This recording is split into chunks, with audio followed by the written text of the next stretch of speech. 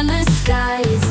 Oh, I'm living that nomad life, city to city, feeling alive. From mountain tops to ocean drives, unchained, I thrive, Thank you so much for joining us here at Nomads 50 Plus. My name's Chris Kalaboukis, and I'm on a mission to interview at least a thousand, that's right, folks, 1,000 digital nomads all over the country to get to inspire you to actually leap into the life. And I'm Mary Bartnikowski. I've been traveling for 20 years. I started at age 50, been to 34 countries, lived in many, and I want to help you do it too. You can actually start doing it this year. It's not impossible, and that's what we're here for, to help you do it. But it's huge. It's a huge thing. It's really hard, right? Well, it's hard in your head. And I found that once you decided that you were really going to go, see, this is key right here. Hmm. When you decide you're really going to go, the steps appear. And I would say, okay, not 100% of the world can do this. I would say people in Australia, USA, Europe, Singapore and Hong Kong. I mean, those places where you're making a decent amount of money, not wealthy, just a, you can support yourself. You can do it and you can Hmm. plan for it accordingly. It's not some big impossible thing like I used to think of it. So it's like that first step to go, okay, I'm really going to do it. And this is the first step I'm going to take, which for me is always a plane ticket. Right. Well, I mean, the thing is that there is a lot. I think that what happens is that people get bogged down in the amount of things that they need to think about, right? They think about thinking about money, thinking about health, thinking about travel, thinking about because there are a lot of moving pieces. But Oh, the yeah. reality is that you don't have to tackle everything at once, right? You don't have No. to, yeah, You don't have to tackle everything at once, and that's a myth that you do. So if you look at it like, okay, I'm going to take one step at a time. Okay, for example, a lot of people are interested when I speak about the best destinations to go to as a solo traveler because it's very different than being in a couple. right. Um, and people will say, "Oh, that country is safe." Did you go by yourself? No, I went with my husband. It's like, well, then it's different. Hmm. Like, so just that step alone, if you could say, okay, so for example, Southeast Asia is a very affordable, welcoming, good infrastructure region of the world Hmm. that you could just decide, okay, I'm going to go there, but don't like overwhelm yourself with all kinds of research. I didn't, and I usually don't. I'm kind of more doing it now after 20 years just for entertainment purposes online, but and I'll go into YouTube and be on for a couple hours looking at different places, but it's not really informing where I'm going to go so much as what is in my heart. Where do I want to go? What can I Right. afford? And Right. just that step Yeah. could be something to go, okay, this month I'm going to decide based on my budget where I want to go and start researching plane tickets. Yeah. And I think that the thing is that I think everyone approaches it in a different manner, right? Hmm. So if you take the list of things, and it is a list of Yeah, things, and reorder it by priorities, like what is the most important thing that's holding you back from doing this? good What is the question. what is the first thing that comes to mind? Is it, am I going to have enough money to do this? Is it, am I going to be able to have health care when I'm there? Is it, am I going to have problems uploading things to the internet when I'm there? It's like Most so likely you my will. personal pet peeve, basically. Yeah, but that's a good thing to bring up, your personal pet peeves, because it's going to be the same as where you are now. Yeah. I mean, with the way I'm living my life now, I'm constantly like, okay, is that place going to be okay for Zoom? Mm. Because I'm living this life of traveling internationally, doing van life here, Hmm. and it's a lot of fun and takes planning and going, okay, I'm going to be in this Zoom location to do my podcast, my session, you do have to plan. It's not as easy as just going in your room and But that's what turning happened on. to you, right? You just went. But the thing is that you weren't like if you had a location independent business, well, which most people do, who want to do this, Yeah. then you do need the connectivity, right? You just can't unless there's some way to work with whoever's local. Like if money's your most important thing, it's like, okay, I have some money socked away, but at the same time, I want to be able to make money while I'm doing this. I want to be able to Yes. work while I'm doing this. Yes. So you've got to have a plan in place. Now, if you have a location independent business that you can just start on the side, like a side hustle, then that will help you to build that base of money before you actually move. So if that's the Well, number one thing on your absolutely. list, yeah, you can start there. But do you find that that's the number one thing on people's minds when they think about that, or No, is there because other things? this is here's what the okay, it's the demographic of the people I'm talking to right now that want to do this are actually people that could afford to do it without working Mm, and are being held back by fears and overthinking and that sort of thing. I agree with you. Yes, if you're going to work on the road, and I work on the road too, but I work in a way that I don't have to work that much. mm, And I like it that way because I want to have a lot of freedom when I'm gone. Um, so everybody's situation is different. I think it would be hard to do like a full-time job, 8 hours a day, remote. That seems like too much work while you're traveling, oh, I've done it, personally. but it feels like the problem Yeah, is that it doesn't feel like you're enjoying your travel. right. Like, oh, I'm in Nice, France, and I can't go out right now because Yeah, I because got I'm to do stuck this behind thing. my desk. Yeah, I mean yeah, I mean, okay, if you're getting enough of a monetary gain, that's Yeah, great. However, I think it just depends. uh, I wouldn't get too bogged down in that because you do have to have a reserve of money yeah, absolutely. set aside. I personally have enough money to pay for your whole trip and not even think about earning money, although I do as I travel, but I'm not, I'm sort of thinking of it as my own business for 1,000 years. So I think of money coming in differently than a lot of people do Right, because I can ebb and flow with it. And that's how I like it. I've been doing it and I like it that way. It's like, right. okay, fine. I'm going to make a whole bunch of money in 2 weeks, but this week I can kind of depends on where you are with it. You can definitely work as you travel, and you just have to decide how much based on your budget and where you're going to be going. Because, like, and all over Southeast Asia, lived in many places, mostly Thailand, but Cambodia too. Visited Myanmar for a month, Bali twice. Laos is a wonderful country. Um, you could make it work in any of those places. Yeah. And I think it's also it's not just a it's a mindset change around how your money's flowing in. It's almost like this isn't has Yes, nothing to do with being a digital nomad. It's kind of like going from right. 9 to 5.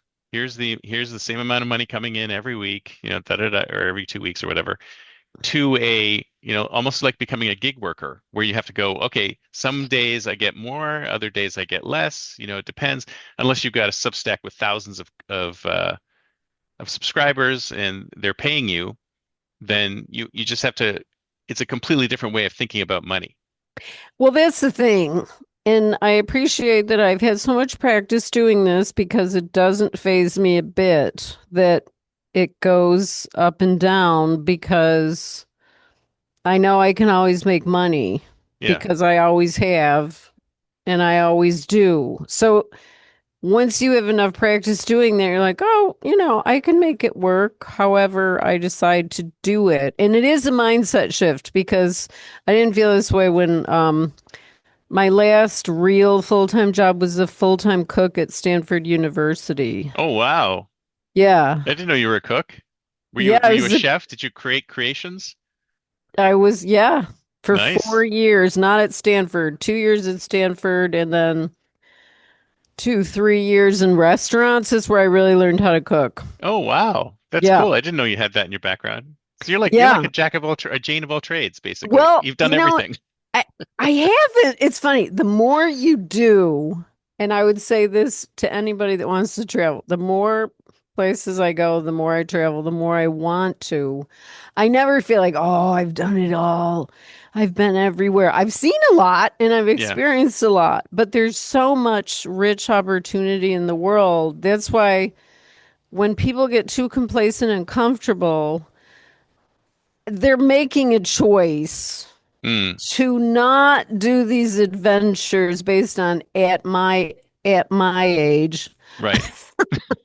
And You've never I heard that phrase before, have you? I and then I don't have enough money or my need to break up with my boyfriend. Just all these reasons. It's Excuses. like they're They're all not going to go. excuses. Yeah, they're Yeah. all excuses. So the mindset shift really is you have to go, okay, I'm going and I'm going to meet every obstacle if there are any with grace and exuberance and I'm just going to do it. Yeah. Yeah. You just have to make that commitment.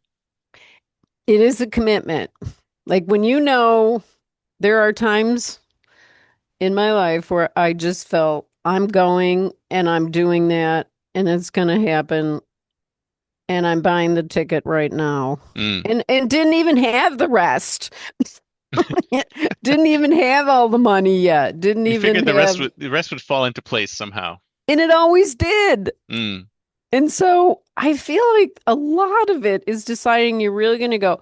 But what I see a lot of people doing is coming up with reasons not to do it and that it's too hard and it's not going to work. And I'm not going to try this one thing Mm. that could actually get me on the road to doing it. Yeah. And I think there's a lot of fear that people have about the safety, which is, I know there's a lot of things happening in the world, but I've had so little bad things happen to me on the road that Mm. it's kind of remarkable. Right. Well, I think what happens is that you the media overblows everything, right? To Yes. make you think it's like, oh, look at this city is like this, or this city's like this, or this city's like this. And then when you actually get there, you Mm-hmm. realize this city is nothing like this, or maybe Nothing. certain little pockets of cities are like that. But if you stay away from those pockets, you'll be fine. It's like San Francisco. Everyone's like, oh Yeah. my God, San Francisco. I'm never going to go to San Francisco ever again. I hear this, I see these images, these videos. It's like, okay, maybe that's like a block. Like one single block Yes, that's in the city right. is like that. Yeah. And if you stay away from that block, you're all good. And that block has always been like that. It's been like that forever, right? And it's Yes. probably the same for, all these other cities is like, don't, and I think this is a problem with news media in general. It's like, if it bleeds, it leads, right? So if they can portray anything in the negative light, that'll get more people to view whatever they're trying to view. So the reality is that things are not that bad, or if they are that No. bad, they're in the tiny little area that you can avoid. So Yeah. that's something that people have to get over, I think. Well, I mean, people still think there's riots in Los Angeles. No, there's not. Yeah, There's like one exactly. block downtown where some peaceful protests are happening. Okay, some people got arrested, but personally, I think it was because of the whole military thing coming in. I know that's political, but it's just, it's not really what happened. It wasn't portrayed. Did I tell you when I was in Paris during the Paris garbage strike? No, Okay, tell us this about the was okay. garbage strike. This is very interesting because people were, oh, it's terrible. There's rats everywhere. So I get there.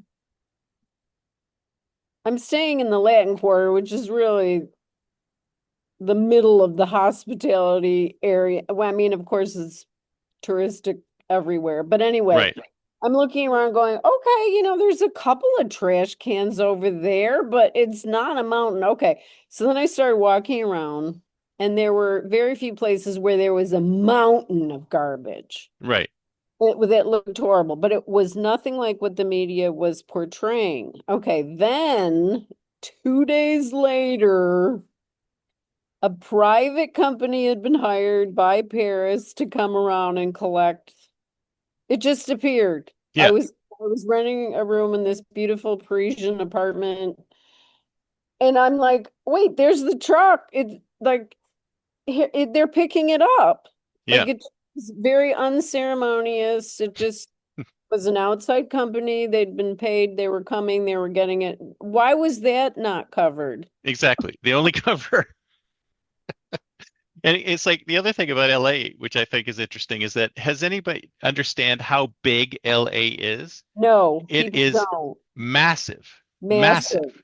And if there's something going on in a block, it's very easy to not go there, Yeah, right? It's super very, easy to not go there. and not get a parking place. Very easy to not get a place. Very Yeah, easy to get caught in traffic and not go anywhere near downtown. I mean, I've been to Los Angeles 1,000 times. yeah, How many times have I gone downtown? Maybe twice. yeah. Exactly. So I think that thing is a huge red herring. Is that people think that it's such a big deal when it's not. And I guess it's hard to get past the news reports because, they're everywhere. They're like, "Oh, it's awful, it's awful, awful, awful, awful." But it's not awful. But it's not. It's And people not. are believing misinformation. It makes me so pissed off I because know. it's not true. I'll even try and tell people I know really well who don't live in California, even in my own family, and it's I know it's impossible. it's not a topic that's gonna be talked about Yeah. because how would I know? I only live here. Yeah. Like there must be some kind of historical evidence that I might be able to clarify since I've been a resident for 35 years. But, well, here's what I'm finding. If you want to know what's happening on the news, go on YouTube and Substack. Forget the media. Oh yeah. Yeah. Absolutely. Well, you know Absolutely. that. But I want everybody else to know that. Yeah. Yeah. Well, and if people are watching this or listening to it, then they probably know that already. I mean, but it's tough. I think it's also like an age thing. It's like people over 50, 60 tend to spend more time in the legacy media and listening to that as opposed to, going online and watching things here. I don't know because I'm finding people. Okay, I'm 69. No, In come on. between, yeah, no kidding. And I'm seeing personally anywheres from 50 to 70 seems pretty young to me. And I'm not seeing many of those people in that particular demographic actually believing stuff that they hear online, like in the major media. Oh, okay, that's good. So That's I'm good. thinking that who are these people watching? I don't even know. Is it 80-year-olds or I don't know. 90? I don't know. Because people are getting pretty Oh hip yeah, I to think they this. realize that a lot of what's out there is not real, or it's just hyped up specifically to get people to view and click and eventually make money off of. There's just so much outrage video out there. I just find it, we have to take everything with a grain of salt. We can't believe everything that you read online. It's like, what is it? I know it's true because I saw it on the internet. No. Oh my God. On that token, I do a lot of investment research online. Well, there's all these groups that try and suck you in and they have the same format. Oh yeah. And they're like, "Oh, join you the WhatsApp." And then they start asking personal questions, like every single I one. know. Every single day I get one of those. And they add me to the group and I'm like, "Go away. I don't want you." Yeah, I blocked all of them now. It's ridiculous. I thought I would actually learn something. No, they just want my information. But Yeah. I think if you come from that place of don't believe everything that you see online, you're going to be okay. But I think a lot of people are not at that place. Well, what's the best way to Believing. get past that? I mean, would it be to talk to someone there, like at the place you're thinking about going, and go, "Can you tell me about what's going on?" Yeah, They're like, so that's where Facebook groups would really be helpful. right. Talking to those people that live there talking to experts that have traveled there, like myself. I mean, sometimes it's really interesting. Sometimes I'll be trying to help, not somebody that's come to me is for a paid one-on-one, but for just, someone I meet casually and I'm trying to tell them, oh, that place is, great to go to. Won't believe me. Mm. Even though you've actually physically been there. Yes. Yeah. Yeah. And Yeah. I'm always surprised by that because that's what makes me think, oh, okay, then I'm not going to change their mind. That's fine. But the people that do want to go, and these are the people that we're talking to now, Mm. you can go. You just have to get your information from the right sources, like the Facebook groups or whatever. I mean, what other place online has so many options for groups of people living in certain locations, expats, residents? I mean, you know what I'm seeing the more I travel? There's a lot more intermingling of locals and expats now than I've Mm. seen before. That's good. Yeah, I like seeing that. So it's like, okay, people are moving all around the world. We're not gonna not accept them. I don't even know if I believe all that stuff about Spain and people going, oh, you shouldn't. I mean, of course, in Venice saying, don't come here, Bezos is understandable. Yeah.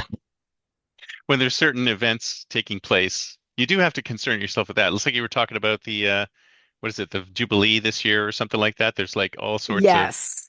things that like watch out for major events and things like that that are occurring that you might want to steer clear of. Yeah, I mean, But I wouldn't want to be in Venice when he was getting married for sure. yeah, but nine times out of ten, there's nothing major going on, right? 9 times out of 10, there isn't. And so I think people get really concerned about a lot of stuff. And I did too. I mean, before I took that first trip to Nepal, even though Wolf was there, my son, Hmm. it was a secretary, what the State Department said, don't travel there. Yeah, yeah, That wasn't, but I still went. yeah, And there was more security and there were protests and stuff like that. But I mean, it was still okay. yeah. But you see, I think what happens is that the people feel that the chances of something happening are way higher Yes. than they actually are, right? It's kind of like there's probably less of a chance of you getting hit by like a lightning bolt than anything happening to you, but still we pump those things up, and part of it is because of what you were saying before, where people are reluctant, right? They're looking for reasons not to do it, Right. right? So they're just taking one specific thing and blowing it up out of proportion so that they can say, well, I better not go there because of XYZ going on. But it's a fallacy. None of that is happening. Or if it is happening, it's not you can avoid it. That's the thing. I mean, if it's very much on your mind about safety, maybe it is better for you not to go. Mm, However, there's so many countries that would work. yeah. So if you don't want to go there because of XYZ, there's other places. There's plenty of places that are sort of like America adjacent that you can go to Like start. Mexico and Canada. Yeah. No, no, not Yeah. geographically, but culturally, Oh, adjacent. culturally. Yeah, so maybe Canada is culturally adjacent. The S- UK, Australia, Singapore, English speaking countries. Even the Philippines, I hear, is there's English is spoken a lot. So it's like Yes, culturally adjacent countries might be the good first step for someone who's concerned about where to go, definitely. right? Yeah. And then And in fact they are easier. It's yeah, true. yeah. So you do that to start with, and then you slowly make your way. I mean, you don't have to bite off more than you can chew. I mean, you bit off a huge chunk when you started, but nobody, you don't need to do, there's no need to do that because you're kind of easing your way. You have to ease your way into it. I think a lot of people, they feel like they need to jump right in, but there's no reason why you can't just ease your way in. Yeah. And I would not do what I did if I was starting now, Mm. especially if I didn't have the experience. I mean, I did, it was trial by fire. But now I've discovered, like, to your saying English speaking, like Belize, I spent lots of time there, Hmm. several months. Mexico, Even Colombia is kind of Americanized in some ways, in some areas. Isn't every country Americanized to some degree at some point? Everyone's got a Starbucks somewhere, right? Yeah, it's funny, but I don't find things as Americanized. Well, okay, how I would define that is more that people are more likely to be speaking English than before when I started, Right. but there's still many places where they don't. And even in Sicily, when I go, you cannot count on English, and I don't. Yeah. And it's fun because Yeah. then I can learn Italian. Yeah. Well, that's why I try to tell people about Greece because they've done, I mean, I remember seeing a study saying that of all the European countries, the largest percentage of the population that speaks also English is in Greece. So it's like 60% or something like that. So a super high number of Greeks speak English, whereas in other countries in Europe, it's not as high. So that's why I kind of like, don't feel like you have to know how to speak Greek to go to Greece because there's Yes. plenty of English speakers around. And it's the same thing for all over Europe. It's like you may not, feel like because some people are really, really like, I don't know, fixated about, oh, I gotta know Spanish before I go to Spain. It's like, no, you don't. You know what? I actually was too before my first trip to Spain. And guess what? I even got a private tutor. And guess what I found out? When I got to Barcelona, they did not speak the Spanish that I had learned. And I was completely, what? Oh my, they didn't understand Wait, there's what I different was saying. Spanishes? Nobody told me. Yeah, there's this dialect called Catalan. Oh yeah, And that's a if you completely different speak, oh dialect, right? my God, they were laughing at me in this office. That's Oh never happened no. to me. And I was like, I wanted to say, you go to the States and you speak your language there, and let's see how many people laugh at you. You won't get laughed at. We Right. just don't do that here. Yeah. And I was really appalled, but I thought, okay, I'm probably not going to come back here Right. because I don't want to be treated that way. And it's the only time in 34 countries that has happened to that obviousness. Like I was Right. buying a ticket to the Alhambra or something. Anyway, that usually doesn't happen. And maybe it's less so now because it Mm. was about 20 years ago. Maybe it is. I'm starting to see this sort of change, which I think is great. Mm. Where people are more accepting and interested Mm. in people that aren't like them. I mean, it's not everywhere, but it's in enough places where you feel like, okay, this is interesting, that they're actually interested in me too, not, Yeah, I just, found that too. I found that too. It's like they're interested in America and they're interested in where you live in America and what it's like. And yeah, it's not like there's not that negative some people think there's like a really negative perception of the United States outside of the country, but I don't I think that's get the asked case. that a lot. Nobody, I don't, Nobody. not one single person said anything negative about it. In fact, they were all like, "Oh, tell me more. Tell me more. Tell me about what it's like. Tell me how Yeah. you live, all of that." And And see, isn't that every single one, refreshing? every single one. Yeah. Yeah. And, anybody that didn't, I would think would be the odd.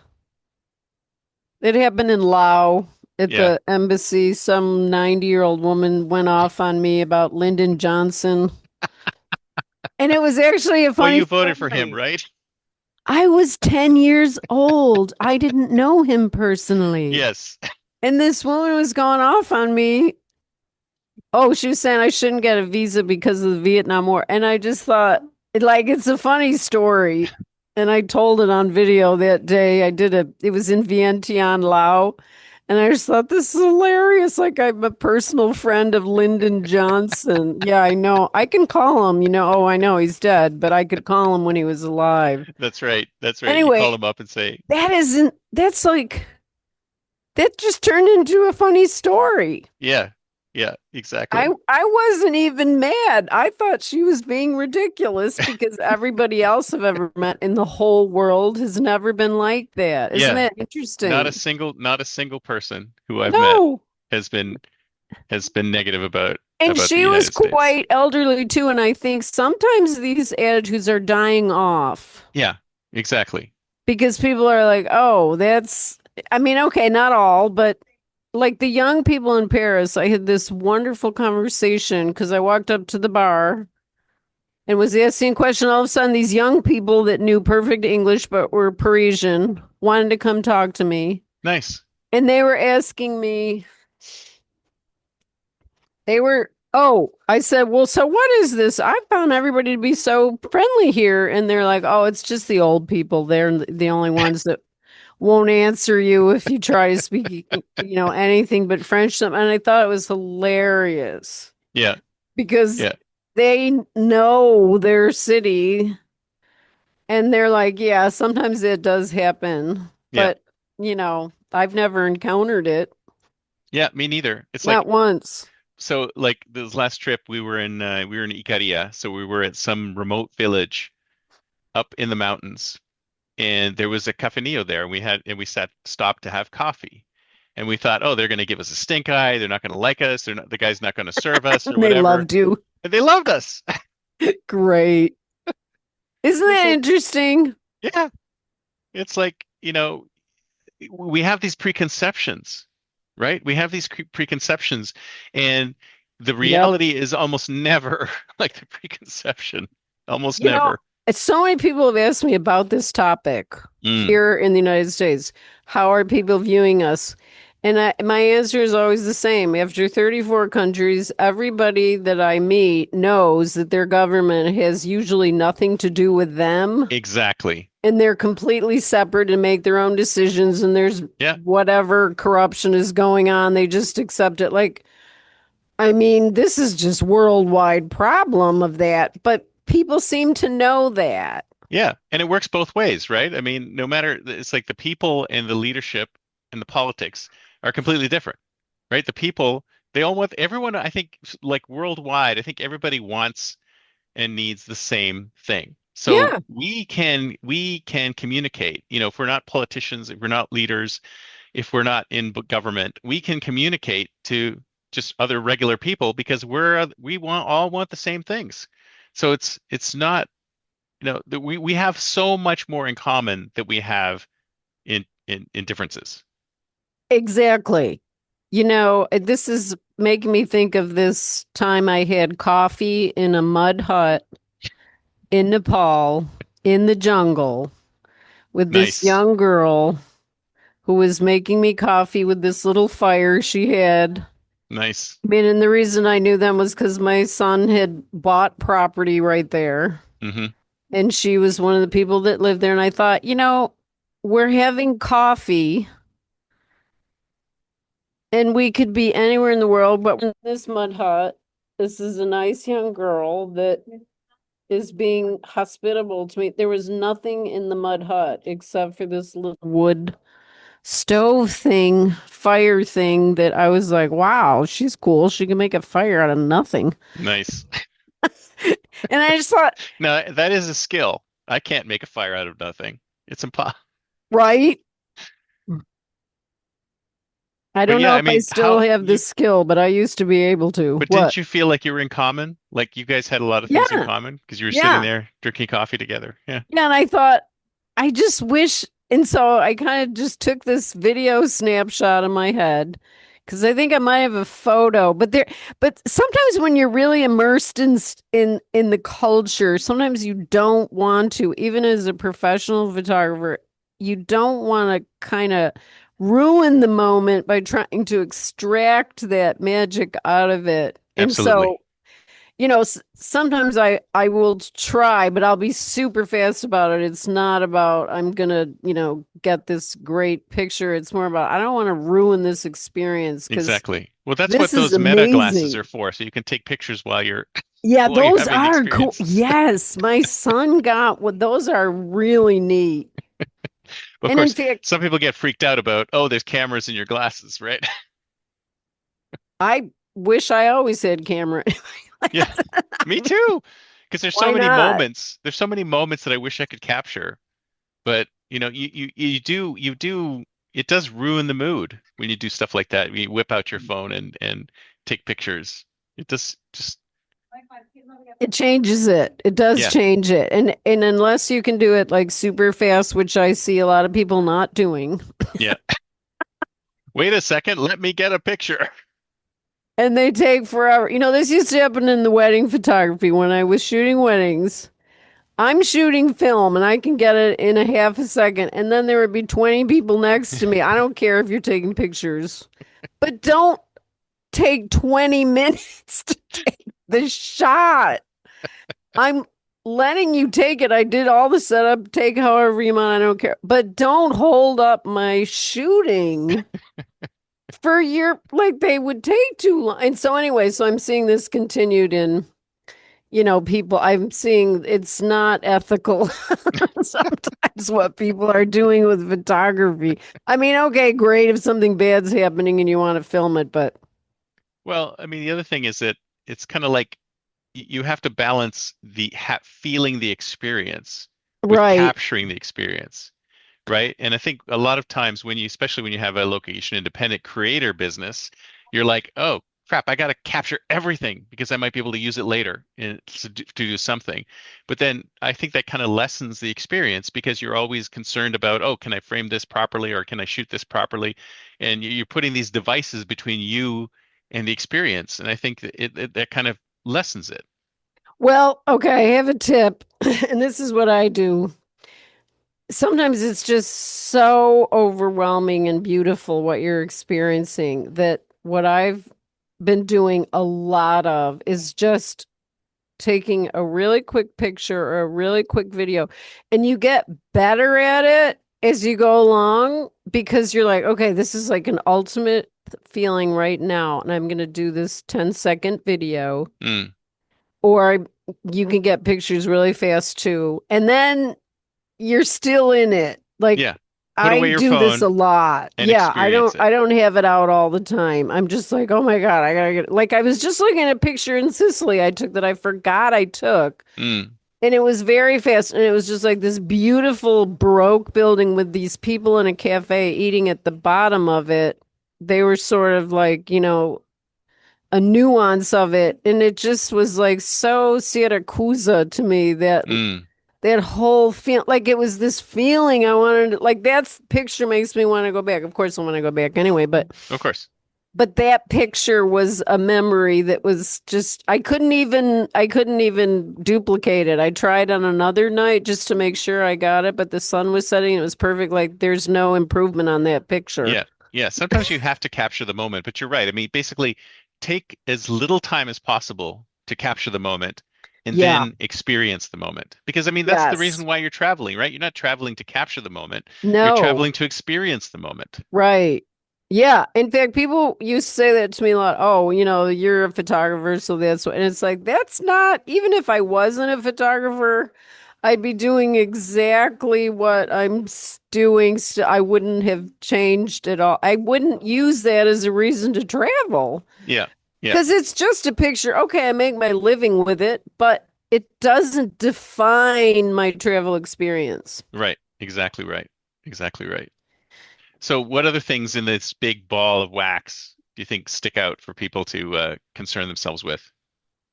That they should or they shouldn't. That they should like so we talked about money, we talked about Money. safety. Is there anything else that's sort of a top of mind that Oh, drives people crazy? Like, I okay, this is a good reason for me not to go. flights. Really? Yeah, people Flights. yeah, just straight up flights that Wait, well, what about the flight? I mean, too long, too short, too like what is it about the flight that's a big deal? well, people start worrying about the changing and the transferring, and I don't blame them, but Mm-hmm. I was giving some advice in a workshop last week saying, okay, here's the direct way to get to Europe. And I I don't think they were understanding what I was saying. It was like this is the easiest way to do it because I've tried every other way. Right. This is the best way on my own experience. But But I people think people people, really have a problem with direct flights, non-direct flights. That's like a real issue for some people. yeah, yeah. Wow. So it was for these particular people, and I didn't delve into it because I couldn't, take time out of the workshop to just find out what the problem was. But Yeah. um, I thought, okay, maybe that's an issue. I mean, I've probably been in every airport in the world. Just you, okay. I mean, sure, the direct flights are way better, and I'm doing them now because I can't, I don't want to change. But that is an issue. Maybe not a big one. Another one is oh, getting sick. Well, so the direct flight thing you can deal with by just changing your flights around. So there are ways of getting around that. That's an easy one, Yeah, right? And I then think so. yeah. Well, yeah. I mean, and then the one you said getting sick. What do you mean, like getting sick, like some medical Eating issue or? something you eat or something like that. And I've never gotten sick in Europe. Well, you've got an iron stomach, right? No. I don't. The sickest I've ever been was in India, and it was because of unhygienic. When I found out Right. in the kitchen what was going on, and this was like a big conference too, and Yeah. it was, oh my gosh, I've never been Yeah. sicker. You don't want to know. You don't want to know what's going on back there. Well, But I'm Europe, glad you're right. Europe, there's no issues, right? there's never been for me. I mean, it's more the situation for me now is if I eat too many rich things like Mm. pastries, cheese, too much wine. Well, it is a completely different environment. So you do Yeah. have to ease your way into it. Like you can't just like as soon as you land, gorge yourself on a giant French meal or whatever because the Which ingredients are I've completely done. different. Yeah. So And you desperately want to, trust me. It's like the moment you sit desperately. down. Yeah, I mean, I would recommend this is my little routine now. I get to Paris, I immediately go get some champagne, Hmm.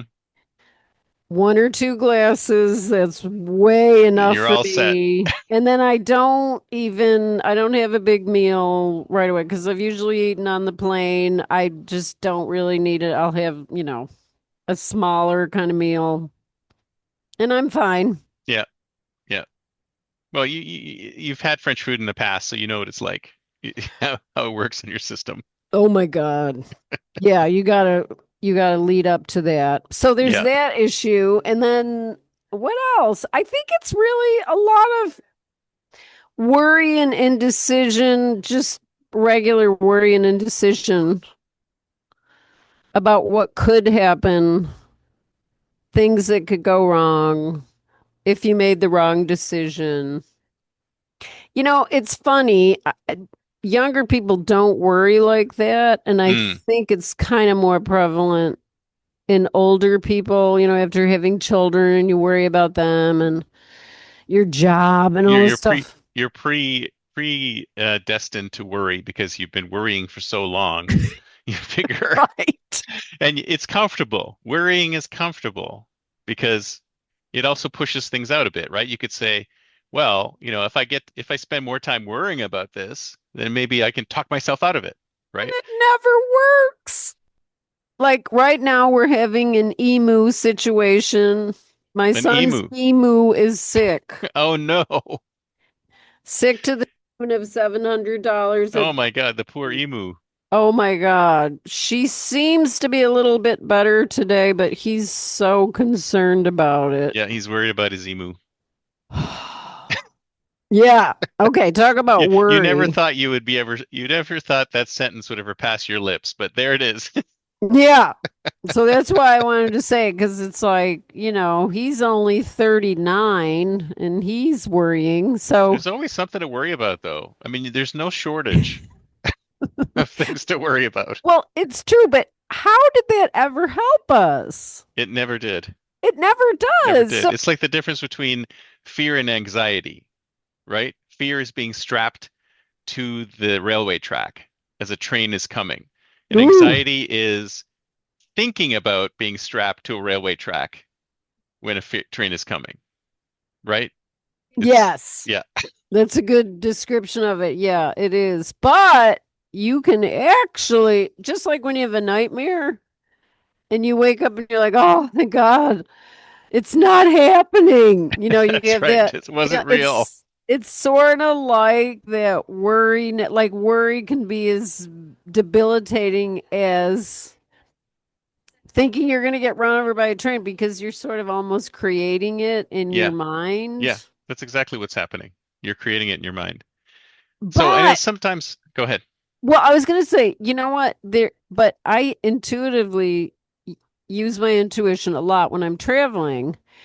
And I had this feeling that something was going to go wrong with my connecting flight in Rome to get to Sicily, and it did. It did go Mm, wrong. I did mm, make it. But now I'm wondering, like, I don't really worry that much about stuff like that when I'm yeah, traveling. I just think, it'll figure out. But I was running through the yeah. terminal. And then they put me on this empty bus to drive me out to the plane with no one else on it but me. Nice. Well, they And do so try. They do try to get you to connect your flight, and I it's think they pretty neat. they do Like, delay. Now, I've noticed that they sometimes they do that. They delay because they know if there's a bunch of passengers coming in, they'll delay the plane for them. If if they have a flight. I've never missed a connection in that way, and I think I that haven't sometimes either. they do that. Yeah. I haven't either, which is amazing. And so then that we get to I mean, it was like 10 minutes of driving on the airfield. And then we get there and there's still people boarding up the steps. Yeah. So you got there in plenty of time. You're all good. Nothing Yeah. to worry about. And they weren't worried. They were all calm and just like, no, whatever, but they Everything will work knew out. Everything and will work out. everything did, but it was stressful because I was running with my carry-on, which is a little bit heavy Yeah. Yeah. Because that's all you have, right? You just have because your that's carry-on. all I have. Yeah. Yeah. And that's another thing. That could be a whole session. Oh, we will talk about that. We will talk Don't about it. check We need to get anything. into that. Yeah. But what would you say? So, like, how would you alleviate these worries? It's like there's so many worries, and we've talked about how you can get around them. But is there like a magic bullet to knock these all down at once, or? Oh, okay. Here's things I do. I do meditation. Hmm. I make sure, like the day I'm gonna leave, I make sure I have a real walk. Hmm.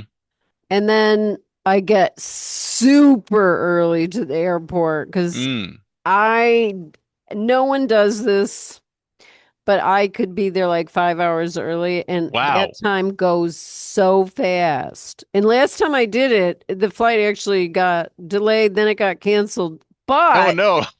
but it was okay because I got there in such an early time that it was like, no, that's okay. I'll just, get a hotel, whatever I did end up paying for Yeah. um, by the airport.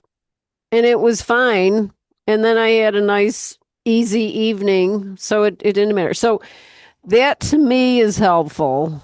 And then the other thing I do is I don't do too much research. Mm. I don't read too much about what's going on there. Yeah. I don't read the news about it. I just think everything's going to be fine.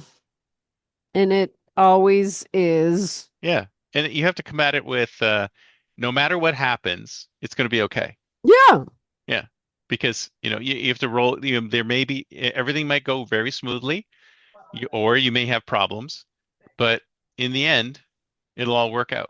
It all works out. Well, I mean, we were trying to get out of Nepal the last time, and guess what? Some famous person had to get in, so our flight got delayed and then canceled. Hmm. But guess what? They put us up at this totally fancy five-star place that I didn't even know existed in Kathmandu. Nice. And they didn't tell us. They just put us on the bus. And we were like, where are we going? We haven't been told anything. And then we were just like, oh, go get your luggage over there in this mountain of luggage. Right. It was all weird. And then we get to this fancy hotel, and I've been to Nepal 6 times, and I did not know about this hotel. And Hmm. they included dinner. It was actually not a bad situation. And we got on the plane the next day, and everything was fine. Yeah. Yeah. Everything will be fine. Everything will be fine. So the thing is, you have to keep remembering that. Hmm. You just have to know, okay, I'm in a forward trajectory. I'm going to take a deep breath. I'm going to meditate. I'm going to read something that makes me calm. Yeah. I wouldn't drink before getting on the plane. Well, what about I guess people who are really control, like love to have everything under control, that would be a Mm, problem for them, right? So if you're someone, it could I wouldn't be. use the term control freak, but someone who enjoys making sure that, everything is just so, that would be difficult for somebody like that. Well, I used to be more like that too. Yeah. So now I can look back on that time and go, I still remember I had rented a car and I was picking up my son and his friend in Spain, and something was late. And he just got a book out and started reading. And I'm Yeah. like, how could you do that so fast? Like, this is my first trip to Europe, so I didn't Yeah. know how to do that yet. He didn't make any Be complaint be about it. prepared to have, dead time or spots Yeah. when, you have to do something when you can just do something or do nothing. I Why not? like people watching a lot. Oh That's why yeah, the that's five always hours fun. goes by fast. That's especially at airports. Yeah, Man, that is the best place to people watch. the Absolutely the best. best place. I love it. Yeah, because almost everybody goes through an airport except for your super, super ultra elite who Yeah. fly, private. Everybody else, you get the widest range of people, and it's amazing, especially if you're a writer and you're looking for material. Oh man. Oh, yeah. You're going to see some stuff. And then the other thing I love is you've got so much time. You can have a coffee, you can call somebody, Yeah, but you're at the gate, you're ready yeah. to go. No, I'm a big fan of going to the airport early, actually. I like that because it's not like the days when you're just at the air, you go to the airport and then you leave because there's so much to do and see and you can bring work, you can Yeah. bring books, you can bring Netflix, you can do whatever you want. It's not a thing. It's not a problem to be at an airport early anymore. It's not something that's a downside. In fact, a lot of times when I'm coming back from conferences and stuff like that, even though my flight's at 2, I leave like first thing in the morning. So Yeah. I get Why there real not? early, get plenty of time, and then, work for the rest of the day or something like that. So there's no need. It's not a big deal anymore to get there right on time. Like, because I leave. I wouldn't do too much like I was thinking, oh, I'm gonna go to this restaurant I love for lunch in Paris. I'm so glad I didn't because it was a big hassle getting to the airport that day. And Mm, then, oh my gosh, and then TSA took yeah, forever. And if I hadn't gone early, I think I might have missed my flight. yeah. And I Well, went in fact, way early. I'm a big believer in travel days. Like when you're doing a flight, just like allocate that entire day Yep. to travel. Say, okay, you Yeah. know what? I'm flying to Rome. It's the only thing I'm going to do today Is is is fly to Rome. is fly to Rome. That's Yeah. enough. Yeah, I'm not going to stop at that restaurant on the way. I'm not going to. Yeah. Yeah. So and it was raining in Paris, and I was trying to get the Uber, and it didn't connect with my Wi-Fi, and I had to run back into the train station to get it to connect. Finally, we did, but man, it took so long to get there. So you never know. Yeah, but you've got And I, to you've got to come at it with you know, no, I can't do anything about it, but it'll all work out in the end. well, if you give yourself enough time. Okay, so another big tip I would have is do not rush Mm, ever mm, because it just puts you in a state like that's why it's so good to go early anywhere because you never know what's going to happen. So just give yourself enough time yep. to be in a line to, walk down. Like now I've been staying in places that are near the train station. And so Mm, all I have to do is roll out. yeah. Well, I don't basically have to try take to a de-stress taxi. yourself. Like don't put yourself in a situation where you might get stressed, right? Yeah. Like if you're like, oh, if I get there too close to when the plane leaves, then I'm gonna get stressed or I'm gonna have to Yeah. run or And whatever. you It's like will. design the experience to reduce the amount of stress as much as possible. And the funny thing is, the places I've been traveling, I get so much less stressed out than I do Mm, in my regular life here. yeah, That that to me, okay, it is stressful to get there, but it's not that bad. yeah, You yeah, get on the plane and you get off, yeah. and you're It's in it's all it's Paris all attitude. It's all attitude, and you can change your attitude anytime you want. anytime. And Yeah. that's the main thing. I would think well, I know the main thing is to change your attitude. Don't think you know what it's going to be without knowing what it's going to be. Don't Hmm. believe what your brain is telling you Right. about this, which is all these, precautions and warnings and pickpockets. Someone else asked about the thieves in Europe. Well, we talked about that last time about how you just take precautions. You got to Yeah, take the precautions. crossbody Yeah. bag. I Yeah. mean, I don't feel concerned about that. I have my crossbody bag and I'm fine. Like, Yeah. who's going to bother me? Exactly. Exactly. Well, unfortunately, we're running out of time, so Oh my gosh. I can't believe. So, do you have any final thoughts before we wrap up? Just do it. Don't hold yourself back. If you need help with your itinerary, get in touch because you can do it and you can do it this year. Absolutely. 2025. It's your year. Yes. And if you want to connect with either of us, just check out the show notes. Everything will be down there. So thank you so much. It was great, as always. Thank you, Chris. Oh, I got one thing. I'm living that nomad life, city to city, feeling alive. From mountain tops to ocean drives, unchained. I thrive, I thrive. Oh, I thrive, I thrive, I thrive. I thrive, I thrive, I thrive.